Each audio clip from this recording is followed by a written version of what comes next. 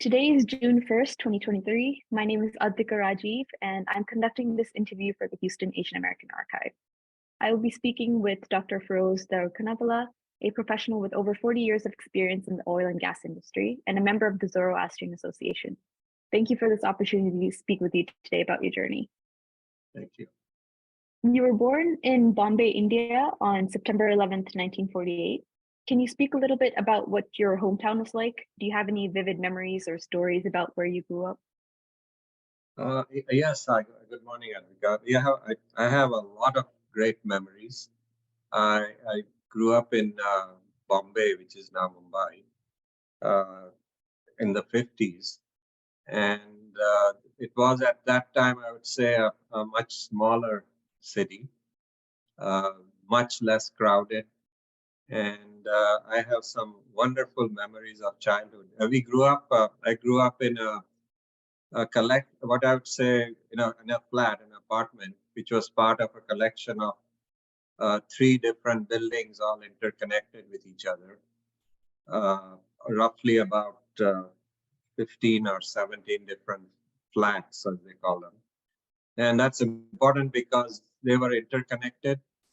And unlike maybe the current situation in the US, it was a wide open kind of community. The entire thing was a community. So I remember my earliest memories were as a child playing throughout the entire building complex and downstairs. All the doors were open, nobody can, and it was like an extended family and a lot of children around to play with. So we always had some good company. The earliest the city itself was quite charming at that point. There were trams running through the streets, double-decker trams and buses. And the way the apartment buildings were located, one side of the buildings was facing a main street, which was full of hustle and bustle of trams, buses, taxi cabs, bullock carts, uh, horse-drawn carriages, all mixed together, and bicycles, lots of bicycles. The other side of the building, opposite, faced into a giant banyan tree, and the tree was huge. We were on the third floor, our flat was on the third floor, which is actually fourth floor by US standards. And the branches of the trees would, there was a huge balcony going around the entire building, so it was very open. And the branches would almost come into the flat. So one side was a big city kind of environment, but you go to the back of the building and it felt like you were living in a tree house with all kinds of birds, eagles, and so on. So it was almost, as I look back, a bit of a magical childhood, surrounded with a lot of people, never alone. And we were a part of sort of a middle class family, not particularly wealthy. My father was an engineer with the municipal corporation as a civil engineer. So he was quite busy, and my mom was a homemaker. So she, along with her counterparts across the building. So that's kind of some snapshots of things growing up. The main activity, we spent a lot of time with our mom, and my brother and I are two siblings. He was 6 years older than me. So there were a lot of cousins and others that we, played with. And we would frequently go to the beaches, which were nice and clean at that point, go to the zoo, or just take the tram and travel through the city from one end to the other. So kind of a wonderful childhood. Bombay, as you know, is in a temperate zone. So the temperatures were generally kind of mild. So there was a lot of outdoor stuff you could do. In terms of games, we did not have TV at all. There was a radio, so all of us were hooked to the radio. We're all crazy about cricket. Cricket was the big thing we all played. But there were other interesting things like flying kites, playing with marbles. There are a number of games with marbles. And of course, lots of bicycle trips all over the place. The city was kind of modest enough where you could ride in quiet streets without fear of getting knocked down. So in a nutshell, that's kind of where I grew up. That sounds amazing. It sounds great that you have such fond memories. You told me your parents' occupations, but what were some values that they established in you while you were growing up? Did their dreams influence your career path or your decision to move to the US? Not quite. Well, they had, I would say without question, they had this most significant impact in terms of my value system. In particular, my father worked for the municipal corporation, and it was kind of a hotbed of corruption. There was a lot of stuff that builders and all wanted to get approved, and they were not hesitant to give a lot of bribes, and some of his colleagues were quite deep into it. One of the greatest values that he passed on to me and my brother was that of integrity. You know, as a Zoroastrian community, particularly in Bombay, we were called Parsis. We were very proud of the fact that we had absolute integrity and honesty. So despite all kinds of attempts, he kind of resisted. He's one of the few people there who absolutely never touched a penny of illegal money. And so by example, and then he worked very, very hard.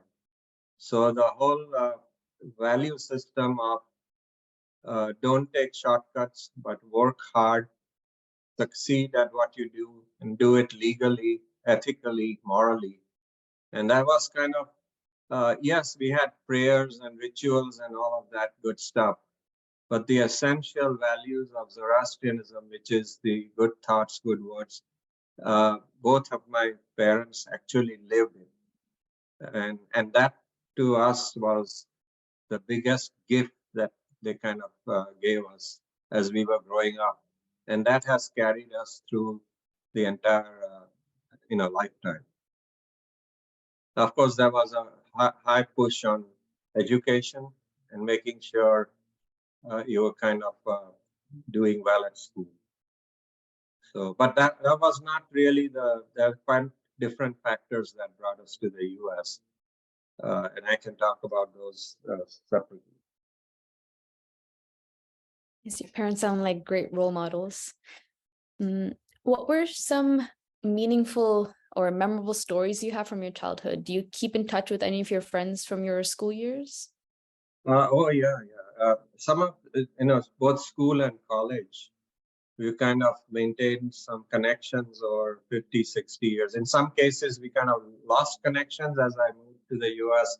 Some of them moved to the UK, others moved to Australia. So there was kind of a mass migration, and many of them stayed in India. And so we often lost touch with each other.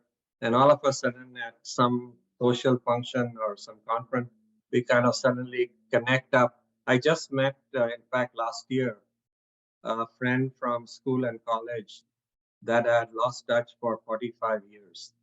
And we suddenly met each other, and we are now renewing our friendship. So yes, those were kind of very, very deep relationships. Now, as far as schooling, I went to a Catholic school. Don Bosco was the name. It was the original priests and all were from Italy. It was an Italian Catholic order. A very good school. And one of the things I kind of cherish is that there was the classroom sizes were roughly 60 or so students in a class, which kind of seems large here, but it's pretty common there. But in that group of 60, I recall we probably had 12, 15 different religions. We had Hindus, Muslims, Zoroastrians, Sikhs, on and on and on. And India is full of a variety of different religions. And But through it all, we were still considered ourselves as Indians. And the value system there, not only from my own household, but from others, was yes, they worship different religions, but we are kind of all live harmoniously together. So it was not an unusual thing to have large number of religions all kind of together. Even in our neighborhood, the building across our street was almost entirely Hindu. Building sort of a block down, there was a big mosque, and there was entirely that whole area was occupied by Muslims. And it seemed like things kind of worked harmoniously. There was kind of mutual respect. One of the nice things we did is celebrated each other's holidays, and we loved it because we had lots of holidays at school, Hindu, Muslim, holidays, and everybody would kind of share and exchange sweets and things like that. So it was a pleasant experience, not kind of the acrimony we often see kind of nowadays. It's almost sometimes feels to me like we may have gone backward in terms of religious divisions, and that's unfortunate. Yes, that does sound like an awesome experience that you had while growing up. You received your Bachelor of Technology from IIT, the Indian Institute of Technology. What was the experience like preparing for IIT, and do you have any critical memories you had during your time there? Lots of them. So after I graduated from high school, it was a very, very competitive situation. I was generally a pretty good student. So we had to work our tails off to kind of get into, pass the IIT entrance exam, which was quite brutal. But managed to do that, and I got into IIT in Bombay, a suburb of Bombay called Powai. And that was, I would say, the first time I left home. And that was a completely residential university. And that was one of the most formative stages of my life, because you left home, but you kind of build a community around a set of students who had come from all over India. They were just not from Bombay, and who are absolutely dedicated and thirsty about knowledge. So you learn not just from the professors, because it was such a competitive thing, but from your fellow students. And there was kind of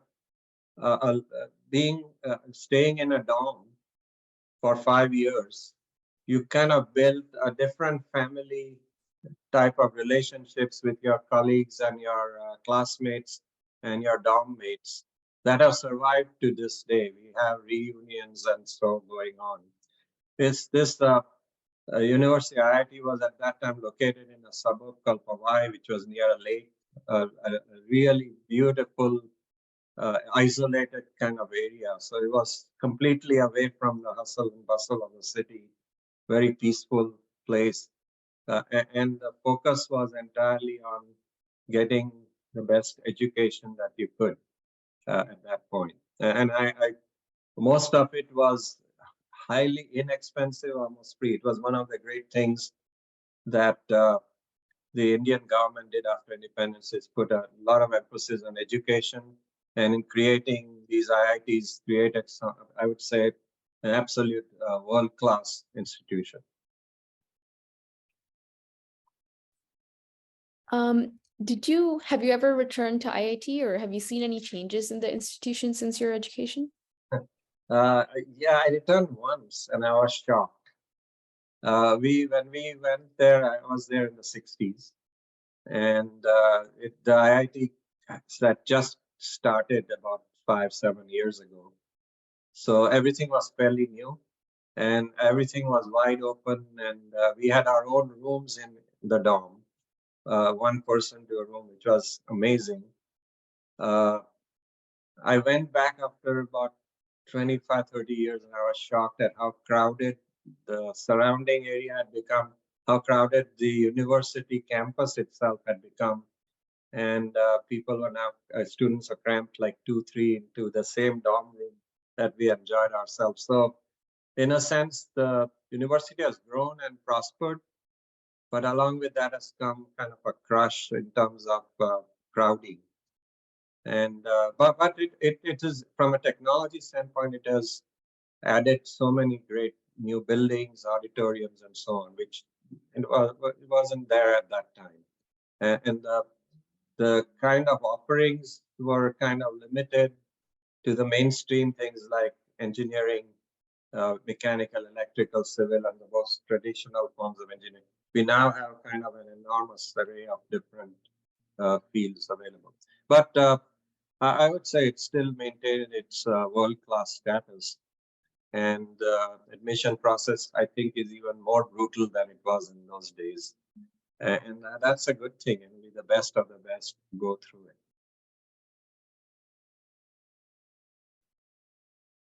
What made you decide to move to the US to pursue your master's degree and then PhD at Case Western?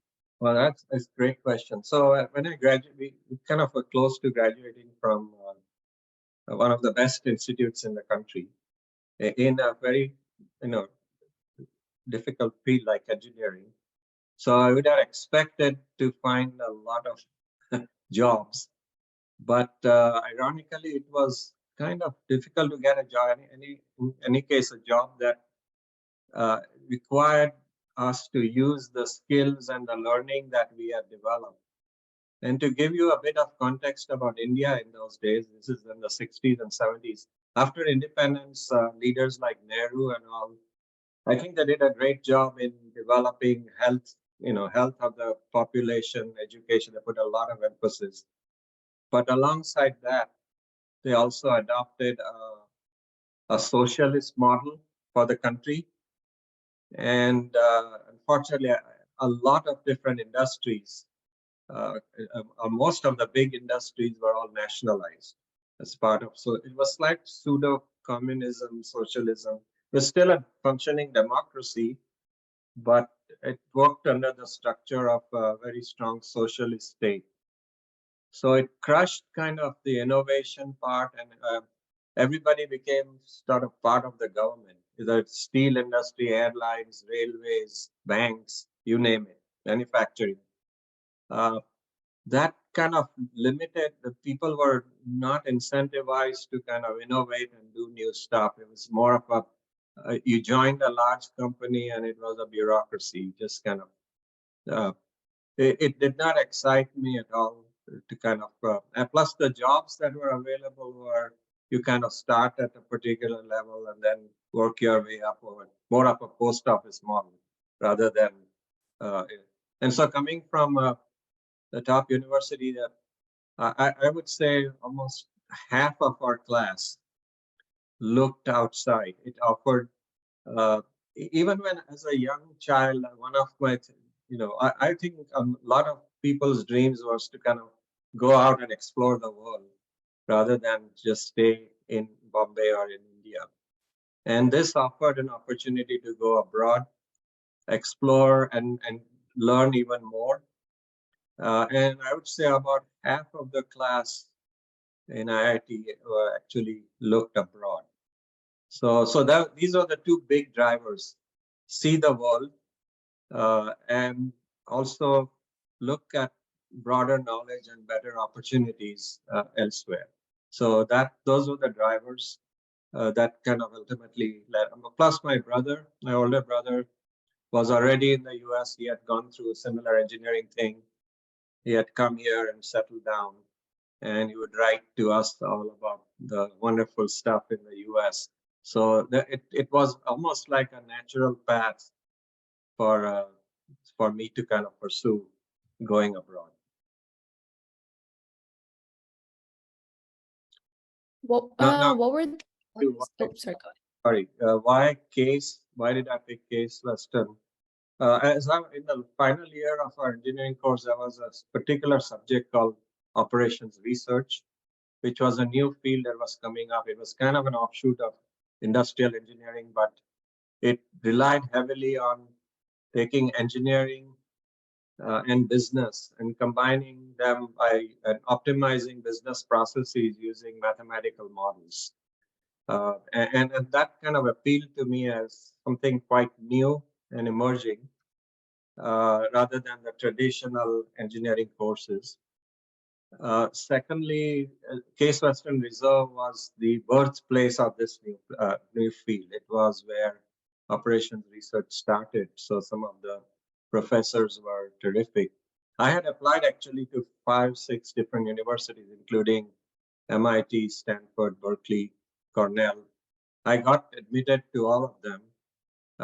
Part of the appeal was obviously that this particular field I want to pursue and the origin was over there. Secondly, Case offered a kind of unique program where you not only did good solid theory, but you are expected, since it was located in Cleveland, Ohio, which at that time had a large number of industries. It was a strong steel town, automotive town, and manufacturing, aerospace, and so on. So there were a number of companies with which the university worked to do real world projects. So it was a really nice blend of theory as well as practical applications in real business. So that led, the other part of it is places like Stanford. Cornell was a very theory oriented program, so I really didn't want that. Stanford, Berkeley, MIT were terrific, but they were very expensive.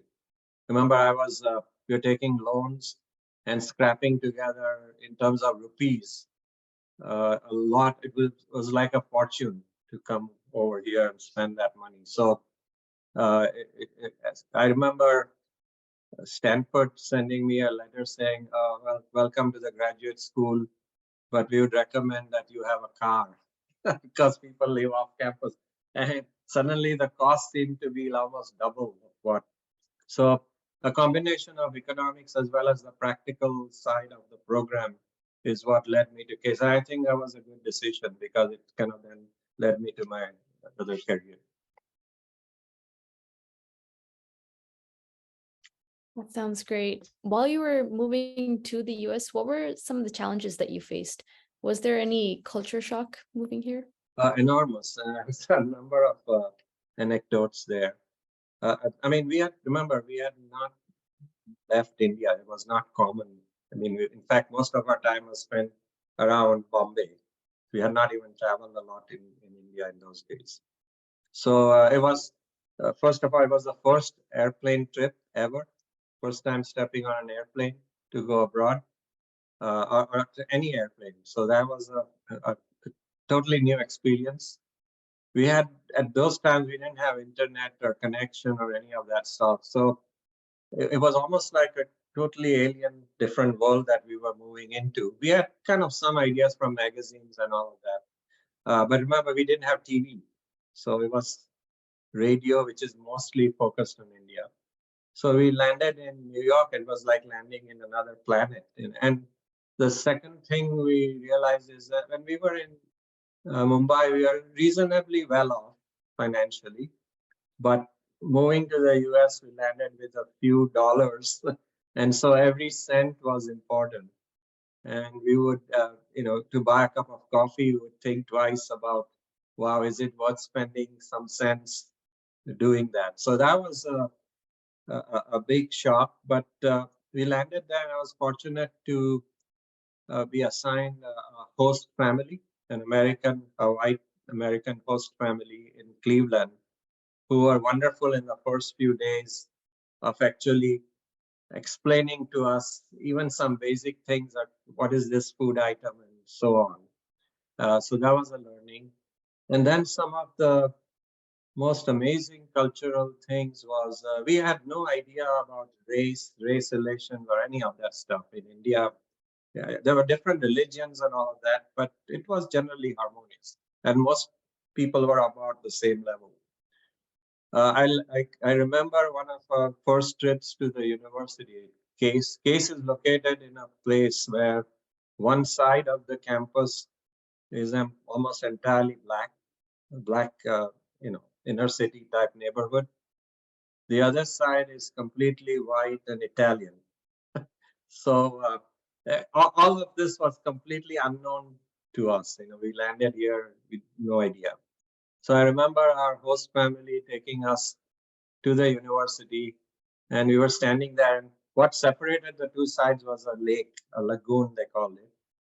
And they kept telling me, you know, Firoz, don't go to the other side of the lagoon. They didn't want to explicitly say what was the issue, the crime and all that, but say it's just not safe. And to me and some of my friends could not understand what are they talking about. I mean, this is a lake. What's different and so on.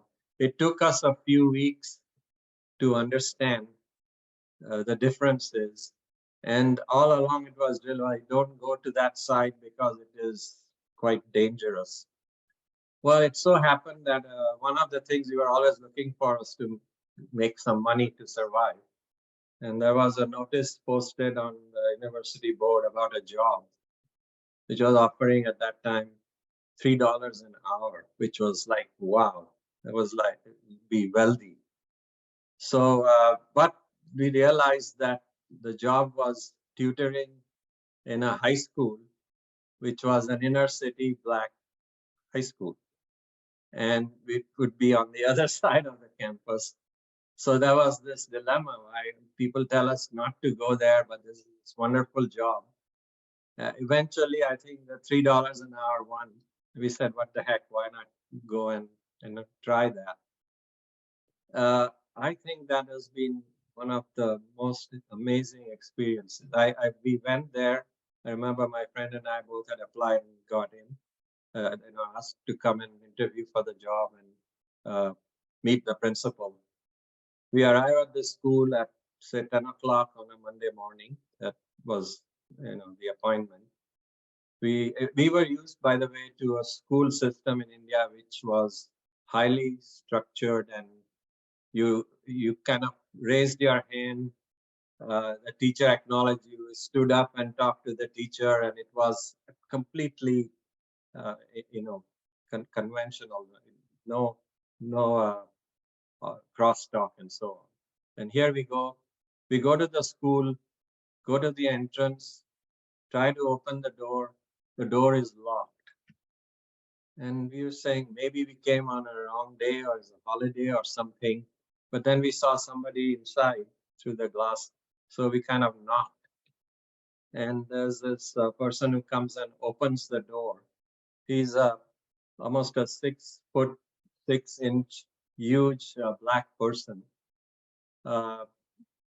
asking us what we wanted, and we said we have an interview. So he lets us in, opens the door, lets us in, and he locks it again. And it just wondered what's going on. We went to the principal and so on. It turned out that these guys, the huge guys, were actually security guards who were there to keep the students in line from being unruly and so on. And that was a culture shock you would believe. And that started a 2-year relationship of my trying to understand the Black community at its very, where the community lived. And to this day, I cannot cherish that as a unique experience. I talk to my white colleagues here, and most of them have never experienced that. We obviously meet, Black colleagues at work, but they are highly educated and they kind of different class of folks.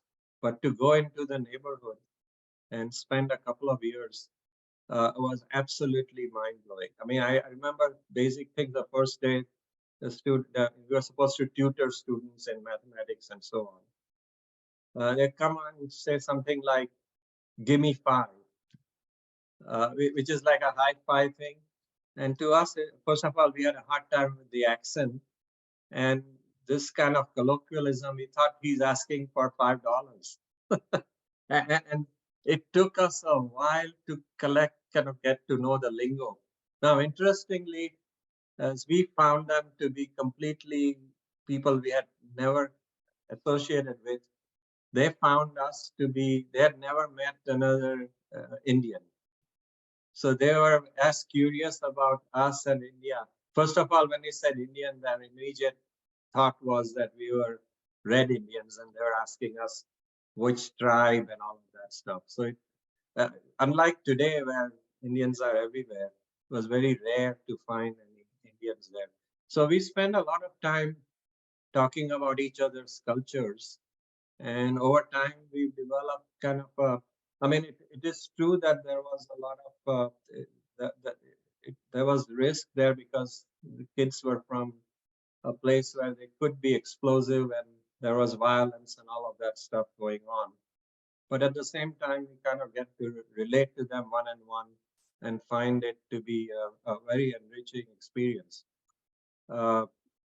We talked a lot about their aspirations and goals, and some of them invited me to their homes and so on. And it was tragic to see that they're kind of, the main goal they had is to make money because they were all from very poor neighborhood. And their role models was the local drug dealer who had 2 Cadillacs, or becoming a sports star, NFL or NBA player and so on. There was very little of a role model about academics. So here I was trying to get them to learn math and so on, but their entire structure was around a completely different place, and many of them were from broken families and so on. So I consider those 2 years to be one of the most eye-opening times of my life, where once I moved out of there, I never associated with that kind of community ever again. But so I kind of was happy that for 2 years I was able to actually see that side of life. Quite amazing contrast with the other part of society that we associated with, which was the white society, which was affluent and well adjusted and so on. So culture shock wise, that was an absolute eye opener. That sounds very interesting. How did you decide on your career path as you were pursuing your master's and PhD? Were there any influential people in your education that set up you on your path? Well, we had some terrific professors.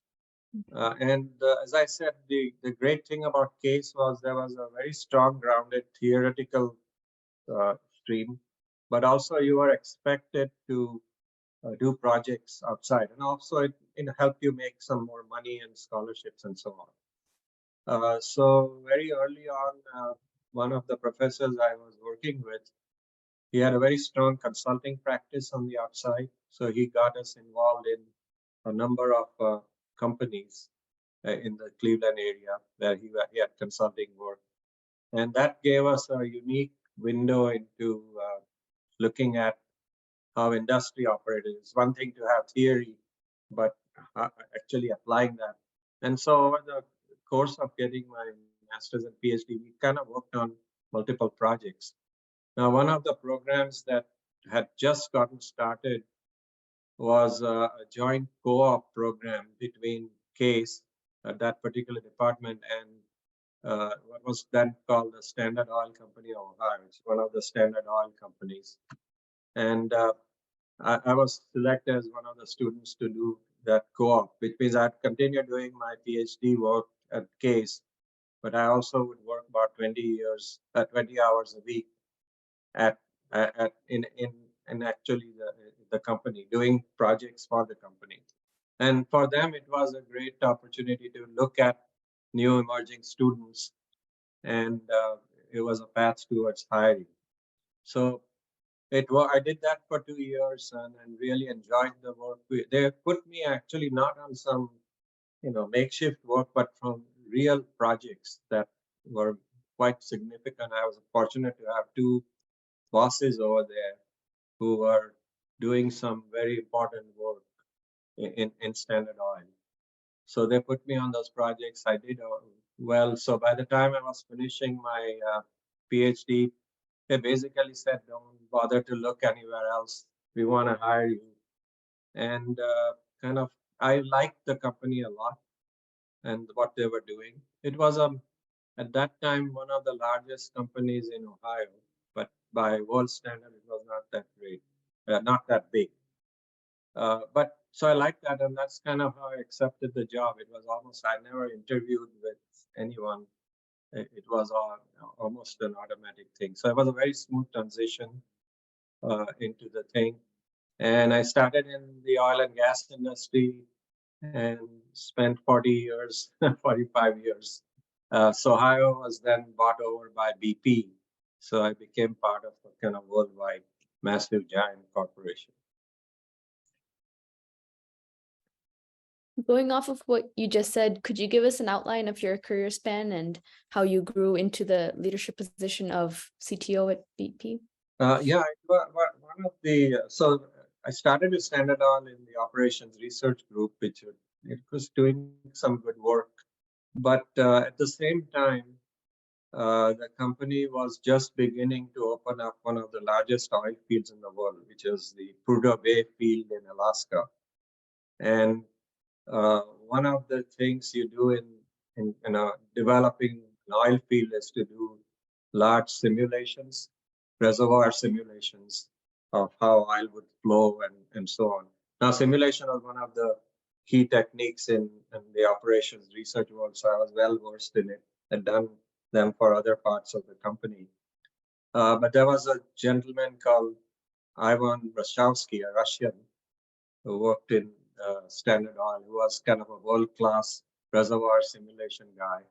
And he had begun to build what was at that time the world's biggest simulation model for an oil field for Prudhoe Bay, because it was the in the top 10 oil fields in the world. And it was a gigantic model.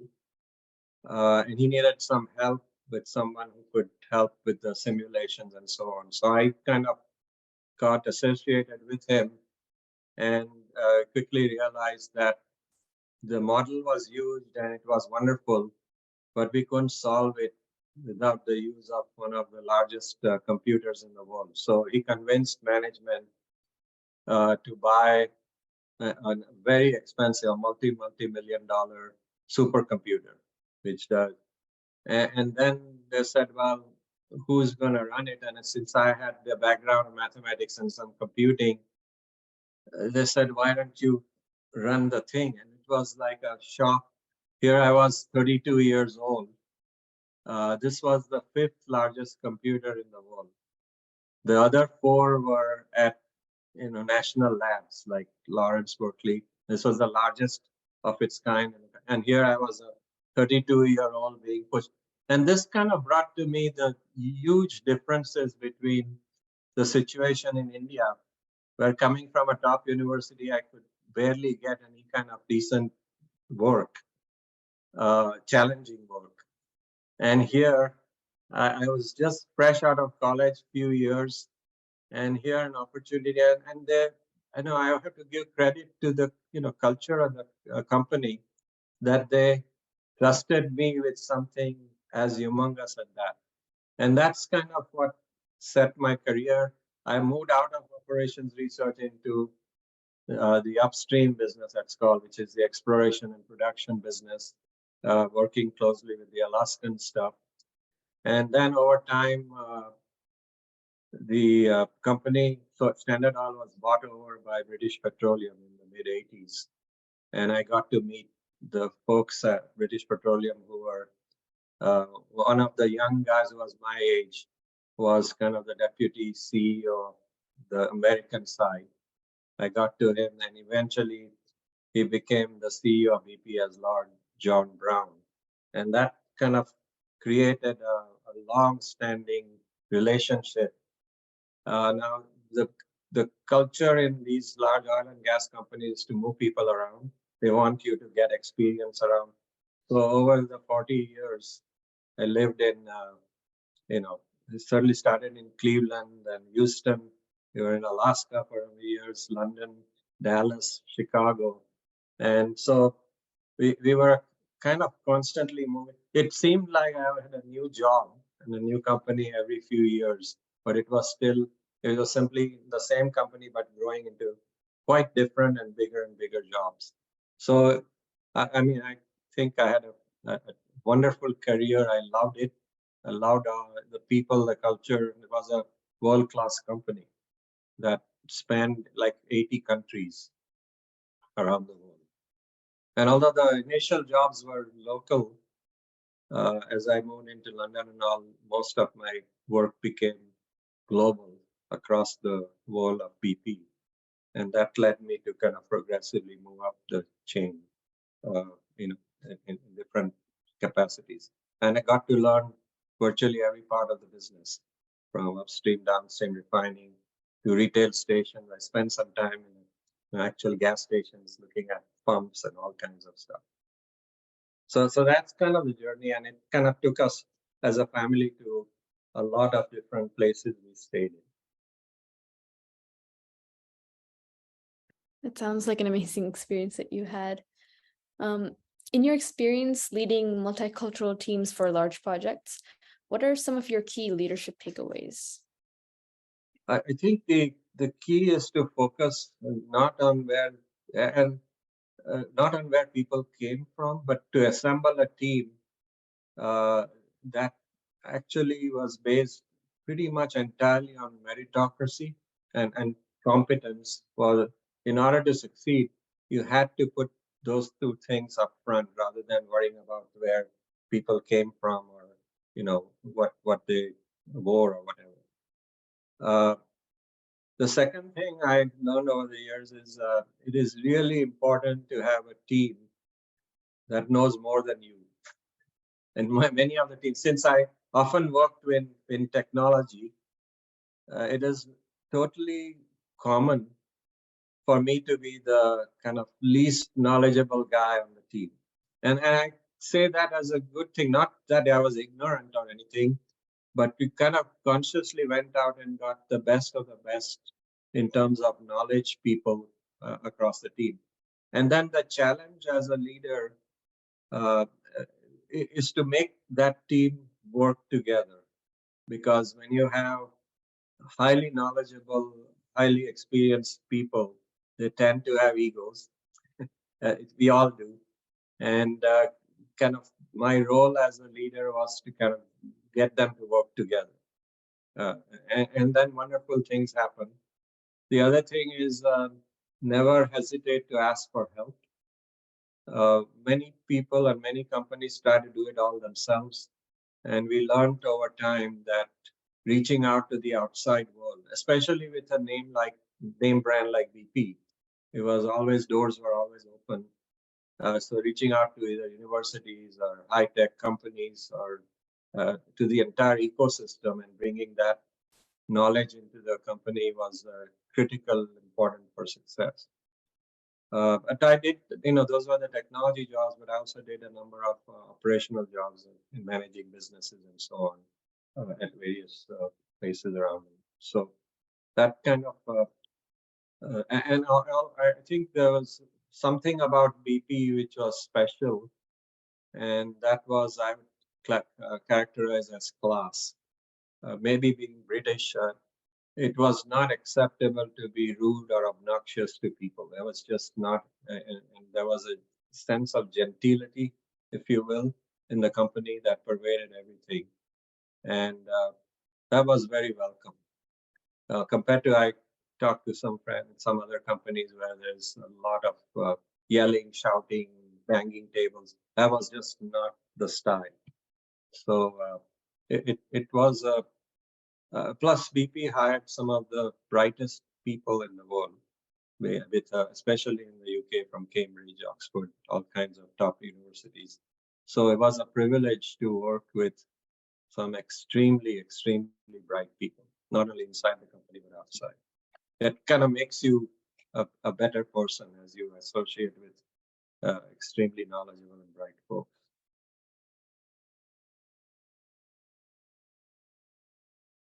Have you ever encountered discrimination in your career?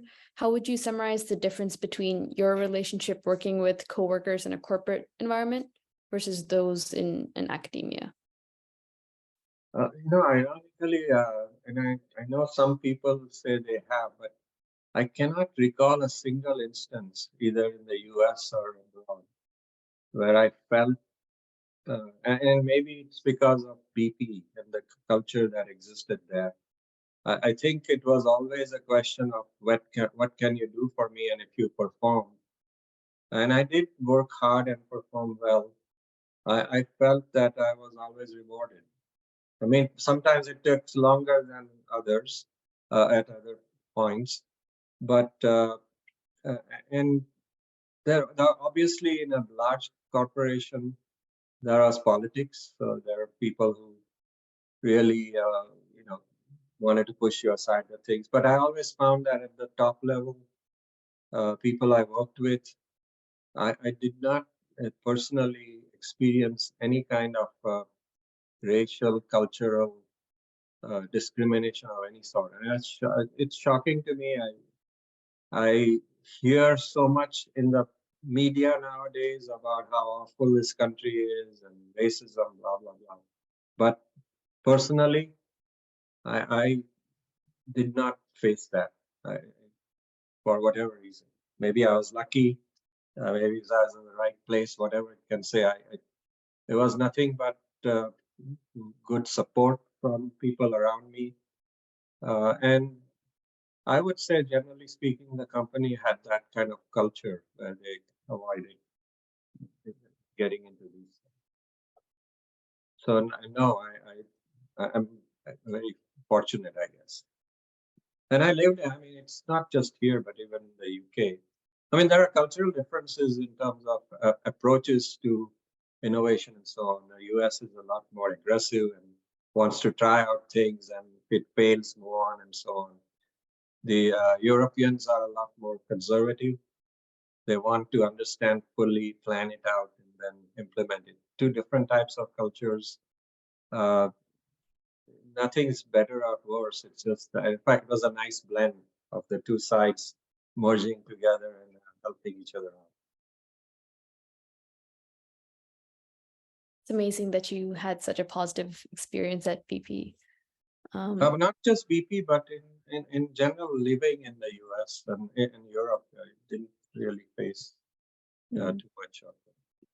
So now maybe because I grew up, me and my wife and family grew up, with speaking English quite comfortably. That was one of the benefits of, so blending in was not difficult. And we also tried not to isolate ourselves into there wasn't much of an Indian community to begin with, there was few, but we mixed up with Americans and everything. So there was a good kind of integration for me and my wife as well. That's awesome. What's the most rewarding aspect of your career? And were there any unexpected hurdles in your path? Well, the rewarding part is I've kind of from the beginning had this urge to learn more and more.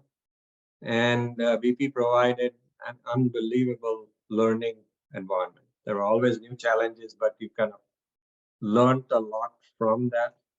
Not just how to solve them, but also new technologies, which being more in the IT side of the house, even in the early days with digital and simulations and so on, we were at the cutting edge of new technology development. So that was a very rewarding thing. I didn't feel in many cases that I was actually going to work. It was a good thing to go there and kind of always push yourself.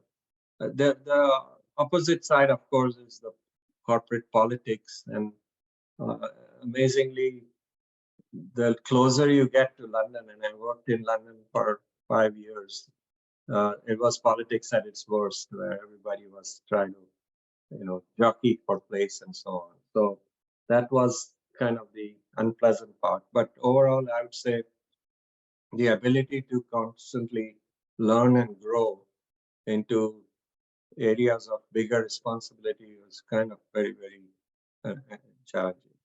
And of course, I've been speaking more of the career. We haven't talked about the family side of it, which was quite the other rewarding side. So building off of what you were talking about regarding education, you said you had worked as an associate professor at several universities. Which colleges were these, and what was your experience like as an educator?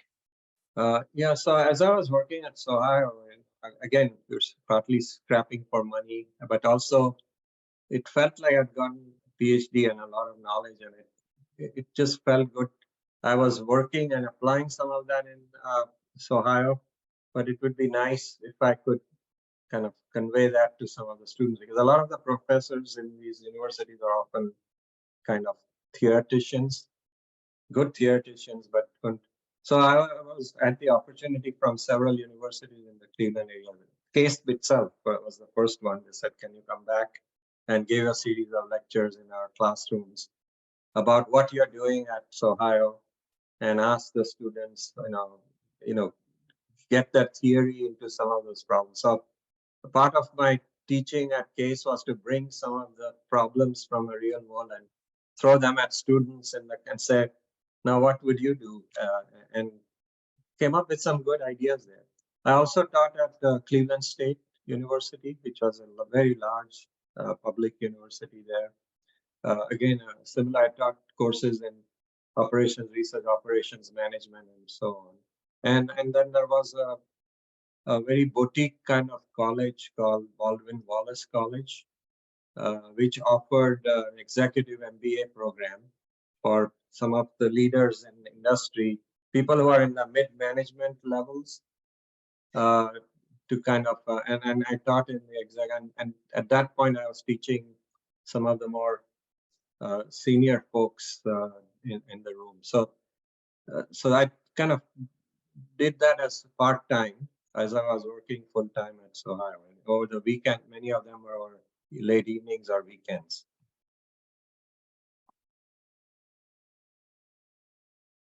Sounds great. Sort of transitioning away from the career aspect, can you talk about how you met your wife, Nilofer? Yeah, fascinating thing. So I finished my PhD. I got a job at Ohio. I worked there for a year or so. And then, of course, remember that was almost like 6 years since I had been to India. In those days, it was not that easy to just get on a plane. It was very expensive. And plus with the visa situation, it was kind of very complicated if you left the country coming back and all of that. So we kind of been a straight stretch for about 5-6 years. Remember, the only means of communication in those days with my parents and my families over there was writing letters, which would take like a week or 10 days to get there. Telephones were almost impossible and extremely expensive. You had to book a call and it would take 2 days to get through. So 6 years have passed, and so I obviously talked to my managers at SOAR, said I need to go back and I get a leave of absence for 2 months or so, because if I'm going to go there, I want to spend some time there. There was also kind of a thought about maybe if I can find a girl or something, Parsi girl, which my parents were obviously pushing very hard. My brother, by the way, had married a Filipino girl in the US, and that didn't sit down quite well with my dad, who was very conservative and wanted us to kind of stay married in the Parsi community. So as I went back there after 6 years, they had already lined up like 18 or so girls that I should meet. It was not an arranged thing, it was an introduction. Think of it as like a dating app. They were functioning as a dating app. And so I had a series of meetings, of sometimes 2 a day, meeting with these girls. And ironically, either the girls were not happy or I was not happy, or in some many cases, the girls didn't want to leave India. I'm not sure why we were talking, but the parents were kind of pushing them in the. So after 2-3 weeks of doing this, I was getting nowhere. And it was getting frustrating for me, for my parents, saying, "What's wrong with you? Why can't you find somebody?" But then it's all about kind of luck, I guess, or destiny or whatever. When I was in Cleveland, I used to go to a young family, a Parsi family in Akron, Ohio, uh, because we loved Parsi food, and she would cook really good food. And in many of the trips there, I had met her father, who lived in Bombay, but we used to visit there quite a bit. So he knew me quite well. we got along well. And so while I was in India for this 2 months thing, he suddenly found out and said, "Hey, you're here. I know this girl very well. Why don't you just meet her and see what happens?" It was just like I was at the frustrating point of not having anything worked out. And then I met Niloufar, my wife. We talked for a few hours, and we kind of clicked and liked each other. We went out for literally about 4 days, 4 evenings, and then the mothers got into action. And my mom was asking me, "What do you think? You like her?" I said, "Yes, she looks good." And then she immediately calls up the girls, Niloufar's mom, and the two moms kind of said, "Yeah, both of them seem to be happy. Let's get on with it." And we said, "Fine." And we were engaged in literally the 5th or 6th day after meeting. And I had to come back. Remember, I was 2 months were getting over. So we were married in 15 days. But it was a different mindset then. You kind of liked a person, you kind of got together, and then you made it work over a lifetime. Versus, as I talk to my own kids here, they have a completely different aspect of where they want sparks to fly up front and really feel like they know a person, date them for several years before. I'm not sure which is a better way, but it seems like the old way kind of worked. We were committed and we made it work. And then that was 46 years of marriage till suddenly, unfortunately, she passed away last year. But yeah, and so we were married, and I came back. She got a visa. At that time, it was not difficult. She got a green card in like 4 months, and she joined me kind of in 4 or 5 months. And that's where we started our life together. It was a totally new experience for her as well, and for both of us. So we kind of worked it out, and all this moving and stuff. In the early days, she did a few jobs, but then she got pregnant with my first daughter, Amy. And at that point, then she kind of decided to stay home, and I was kind of supporting the family, and she took care of the children. So it was more of a traditional thing till kind of the children were old enough and off to school. Then she started her own business in what is called Kumon, which is a Japanese-based education system. And she started that in London when we were based there. And we came here, she started a similar thing in Chicago. And it grew to a very successful business until we both retired about 7, 8, 9 years ago. Wow, that sounds very amazing. How difficult was it for both of you to move to the US and raise a family here without having the support system that you would have had in India? We did have some support. We had friends, both, at least in Cleveland, we had our host family who became almost like a family to us. I mean, we were accepted in there. So they were always there in Cleveland if Niloufar or I needed some help.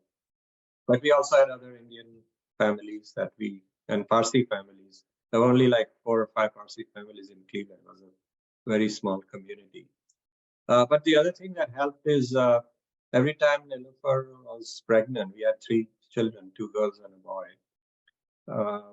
Her mom would fly over for 6 months and stay with us and kind of help in the early days of getting the new infant up and going. And that was an enormous help. So we're not completely without support. Well, of course, it's not the same as having your extended family around. But we coped. We were young, and it kind of worked out quite well. We obviously always, like in any marriage, there's stresses and tensions. In our case, it was mostly about finances because I'm kind of conservative watching every penny and being careful and making sure. I also face the reality at work that in my career, in 40 years, I've faced like 6 or 8 different rounds of massive layoffs. I was lucky I survived.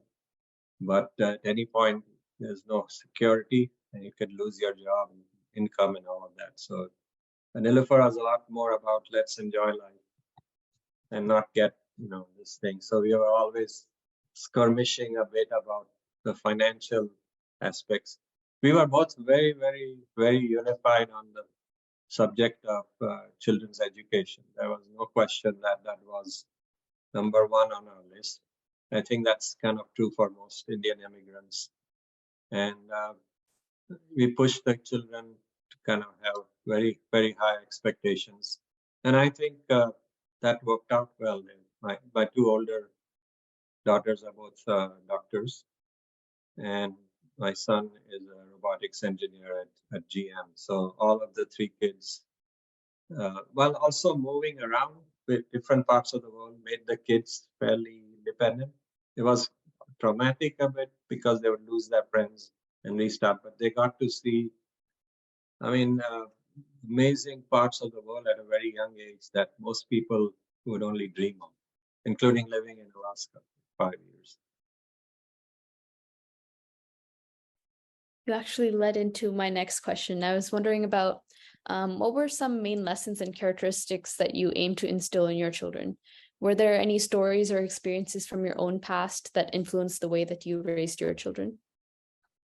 Yeah, I think more than me. Remember, I was traveling a lot and was away, so a lot of credit has to go to my wife because she was physically present with the children a lot more. But essentially, her position was that she was going to raise the children the Indian way, meaning you kind of tell them and they listen. And the children sometimes push back and say, we are American, we are this, that. And I think she was like, that's not acceptable over here. I'm your parent, I'm not your. This whole thing about being friends with kids came to us as like a hokey thing.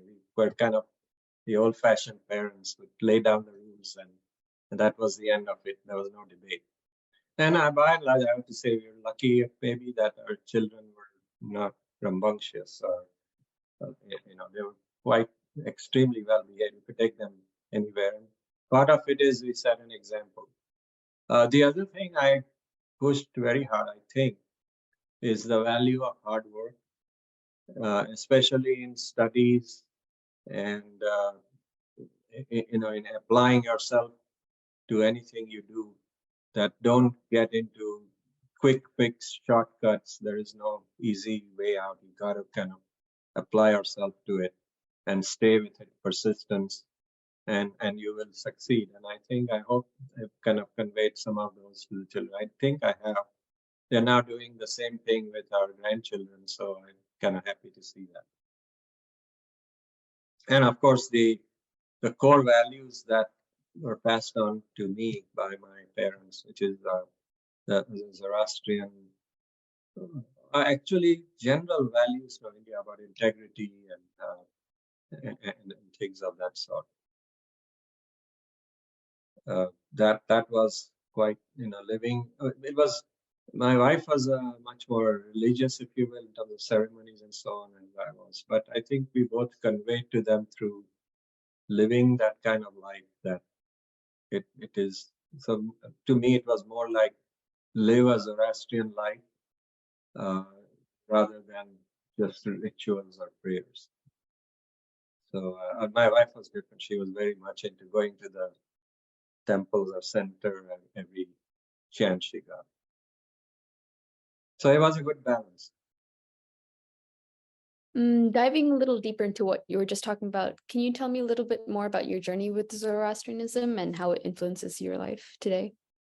Yeah, actually in India, my dad was, my mom was actually from a priestly family from a place called Udvada, which is the big center.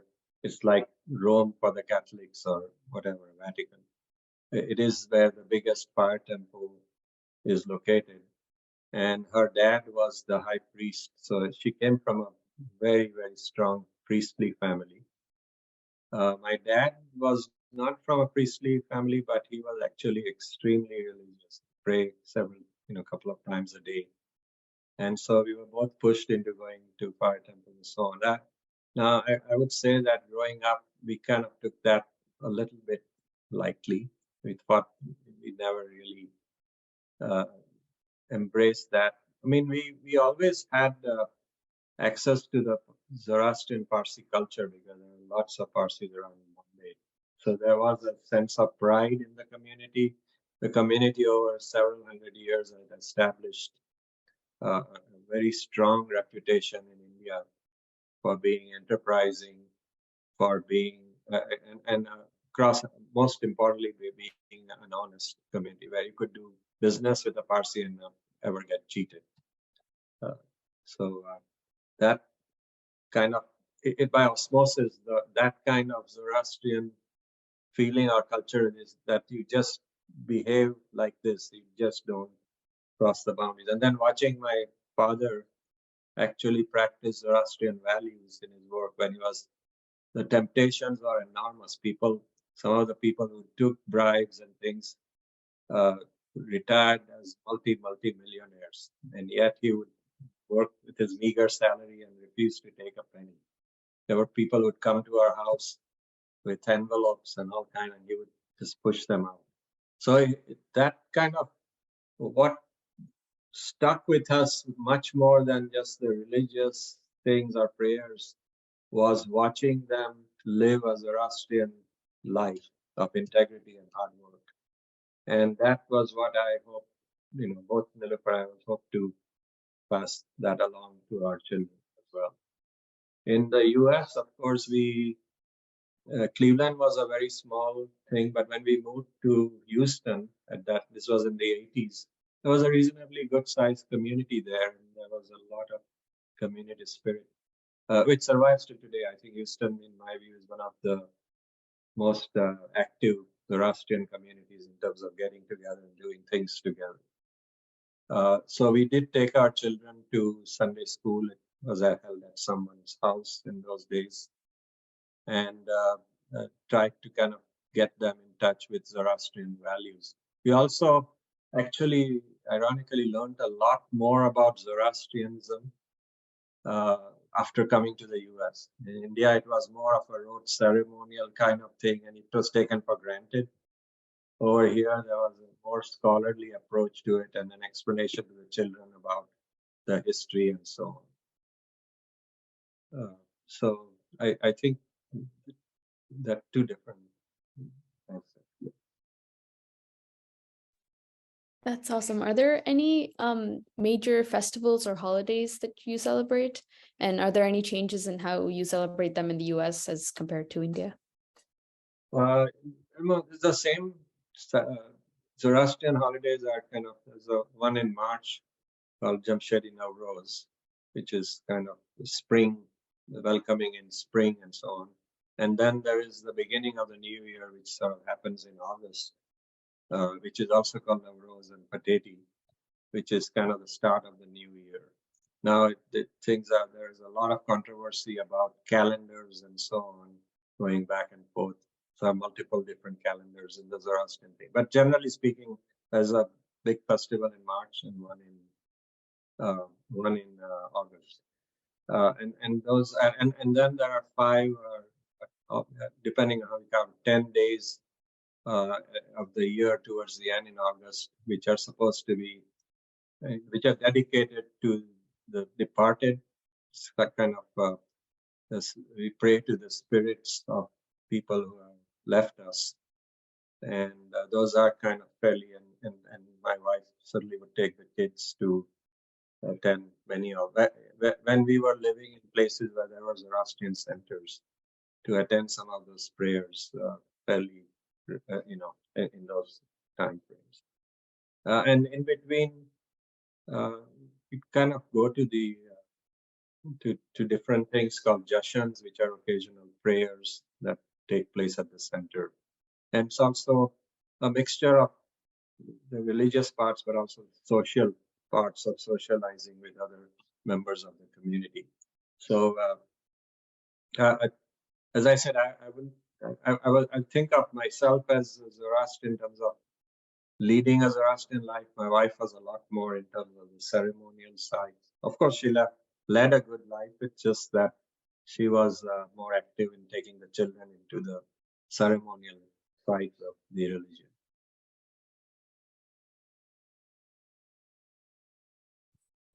What are the most important traditions that are part of your culture that you've maintained or developed? Did you start any new traditions once coming to the US? I don't think new traditions. These are traditions that were there in India, but often we took them for granted. Over here, I think there is a much better recognition. For example, taking the children to Sunday school or a school where they were taught religious things. Never did that in India. We grew up, it was just you learned it from being around other Parsis. Over here, there was a very definite, and it still goes on till today in the Zoroastrian centers where children are taken every on Sundays or whatever to a Sunday school where they are taught about the basics of the religion. They are taught about some of the ceremonies and so on. And of course, the big ceremony is what is called Navjot, which is initiating the child into the religion. It happens somewhere around the age of 7 or 8 or 9 in most cases.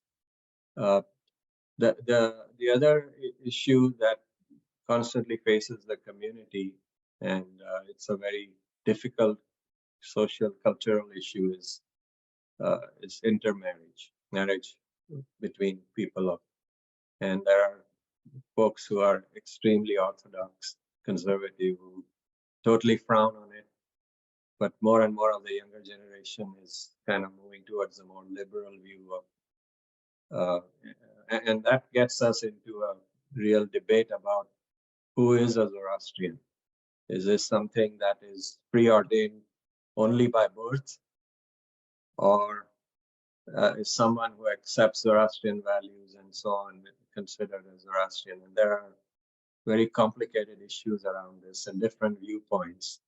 I think the community is shrinking because the conservative view has prevailed, and anyone who marries outside is often not considered this thing, and that creates its own dynamic.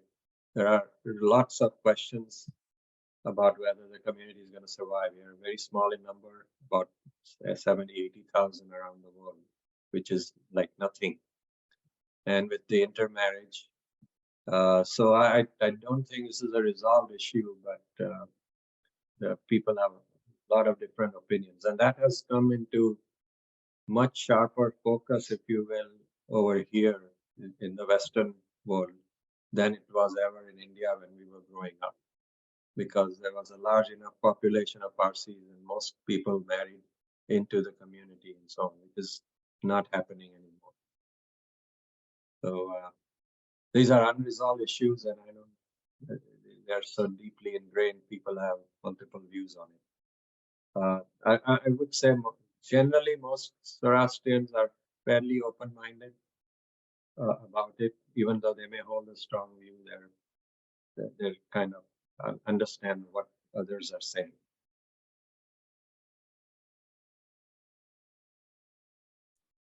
Going off of what you were talking about different generations, what have you noticed about the changes in the younger generation of Asian Americans compared to those in your generation in terms of work ethics, productivity, and eagerness to succeed?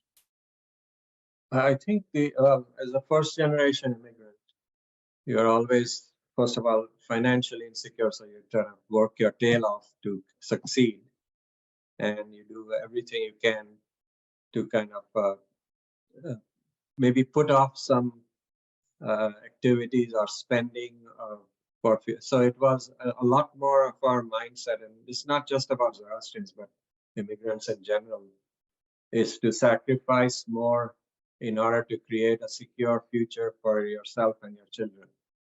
And that was kind of, I would say, a prime driver for the first generation of us who came here. Again, I speak not just about Zoroastrian, but for my Hindu friends and friends, and even immigrants from other countries. It was the kind of the ethic there. As our children grew up here, were born here and grew up here, I think they have imbibed more of the American values of, well, okay, the future is fine. We should look at it, but let's not forget enjoying ourselves today. So they're a lot more into spending money today to have a good life. And I say that that's probably not a bad thing. In our case, being immigrants, at least for the children, they have something to fall back if there's a major crisis. They have parents and stuff here. There was no fallback. And that kind of colored our thinking in terms of risk taking. So I'd say the younger children also, I mean, I worry that they're kind of moved away from the community or the religious part of it. They're a lot more into their own friends from, rather than spending time or bringing their own children in the community. So the spirit of community, sense of community is probably breaking down in the second, third generation of children. And it is an open question as to whether the cultural values that we brought from India are going to survive through a couple of generations. Probably, maybe not. So that is a question. The other thing is, when we were here, being Indian was kind of a rare thing in the 70s and all that. We were very small numbers. I think the children now have a great deal of pride in India because they have seen how well Indians are done, how they have succeeded, their CEOs. So they have tremendous role models to look to. And there is, I sense, an emerging sense of pride about being of Indian heritage, not just Zoroastrian, but more of the Indian heritage that their parents brought here. So that is a big change. The younger generation is a lot more confident in themselves, tend to strike out now. There was in the first generation, our children were pushed more towards the STEM subjects, engineering, be a doctor, be an engineer, be accountants, stuff. I sense a lot of the children now and the grandchildren venturing into the arts, which was not something that most Indian parents were too thrilled about in those days. But I think times have changed, and that's not necessarily a bad thing. You just have to be careful that you don't waste your life doing something that you're not very good at. So if you're very good at the arts, there's nothing wrong with pursuing it. So I think the younger folks are a lot more Americanized in that sense than India. But at the same time, at least for the next generation, I think we have imbued in them very strong values of what it means to be an Indian. And I think that is carried through at least to the next generation. Time will tell about what happens in 2-3 generations. Do you have any advice for the younger generations or anything else that you would like to share that was not covered in the interview? Well, I would say that, again, I would keep bringing back the Zoroastrian values. And actually, they're not unique to Zoroastrian. There is similar things in other religions also. And that is this question of integrity in whatever you do.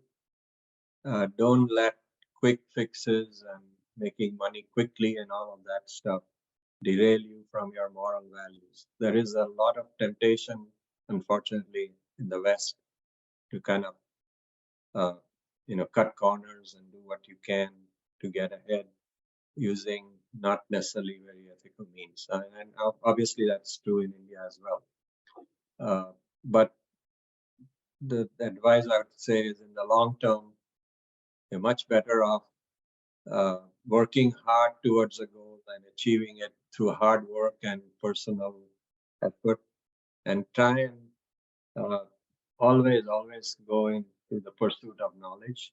Education is a terrific thing. Education never stops. It's not just about a college degree. In fact, what you learn in college will be obsolete in a few years. So it's a question of lifelong learning and integrity are kind of the two things, and hard work. You combine all of those ingredients and you will be successful. I keep telling my children, grandchildren that I don't know. We have lived in a lot of different places around the world. I am not aware of any place in the world that has more opportunities for hardworking people than the US. So we are extremely fortunate to be in this country.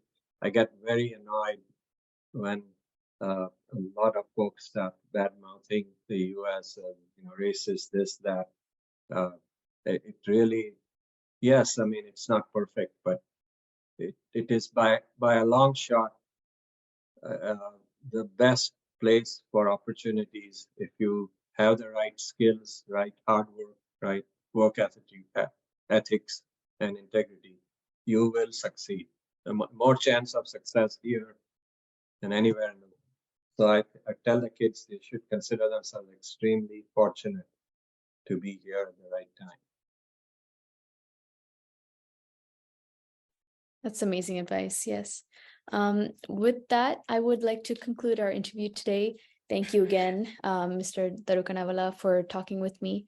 I really enjoyed learning more about your story, and I appreciate you taking the time to share your story with us today. Okay. Thank you, Advika. Look forward to the feedback.